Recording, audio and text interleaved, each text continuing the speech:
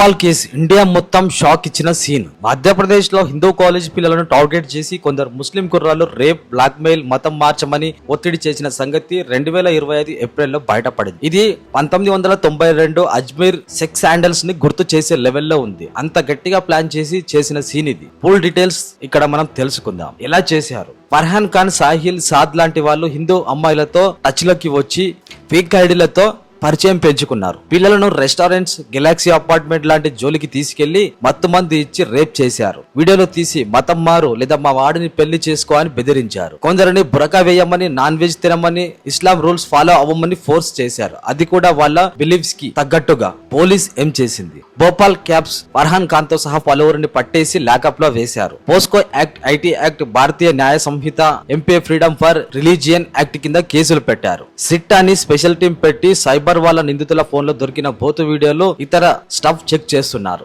ఇంకా కొంతమంది పిల్లలు కంప్లైంట్ ఇస్తారని కాప్స్ ఫీలింగ్ లో ఉన్నారు. పబ్లిక్ రియాక్షన్ ఏంటి? దేశం మొత్తం ఫైర్ అవుతుంది. హిందూ గ్రూపులు, లాయర్లు రోడ్డు మీద ధర్నాలు, రాస్తారోగాలు చేస్తున్నారు. కోర్టులో కొందరు లాయర్లు నిందితులను కొట్టేశారు. అంత షాక్ అయిపోయినారు. బీజేపీ ఎమ్మెల్యే రమేశ్వర్ శర్మ ఇది పెద్ద కుట్ర అని చెప్పి వీళ్ళని ఊరికే వదలొద్దని గట్టిగా వార్నింగ్ ఇచ్చాడు. ఈ వీడియోలు ఎక్స్ అకౌంట్లలో విపరీతంగా వైరల్ అవుతున్నాయి. ఇంత దారుణం జరిగిద్దా అని జనం ఫైర్ అవుతున్నారు. కానీ కొన్ని పోస్టులు మాత్రం మతం మీద గొడవ పెట్టేలా ఉన్నాయి. సో జాగ్రత్త. లవ్ జిహాద్ అంటే ఏమిటి? కొందరు దీన్ని లవ్ జిహాద్ అని చెప్పి హిందువుల పిల్లలను లవ్ లో ట్రాప్ చేసి మతం మార్చే గేమ్ అని అంటున్నారు. కానీ ఈ వర్డ్ బాగా కాంట్రవర్సీగా, కొందరు ఇత మత గొడవలు రెచ్చగొట్టే ప్రాపగండా అని అంటున్నారు. ఇట్లాంటి మాటలను వదిలేసి క్రైమ్ మీద ఫోకస్ చేయాలి. మతం సీన్ లాగొద్దు. ఇప్పుడు ఏం జరుగుతుంది? సిట్ గట్టిగా తవ్వుతుంది. ఇంకా ఎక్కువ మంది బాధితులు బయటకు రావచ్చు. కోర్టు కేసులు, శిక్షల మీద దేశం మొత్తం గురిపెట్టింది. ది హిందూ, ఇండియా టుడే లాంటి న్యూస్ ఛానల్స్ ఫేక్ స్టోరీస్ ఇస్తున్నాయి. వాటిని చూడు, ఎక్స్పోజ్లు ఓకే, కానీ అవి పక్కా ప్రూఫ్ కాదు. సో కళ్ళు తెరిచి చూడు అని జనం అంటున్నారు. ఈ కేసు మహిళల సేఫ్టీ గురించి మళ్ళీ ఆలోచింపజేస్తుంది. మతం, పాలిటిక్స్ సీన్ లేకుండా,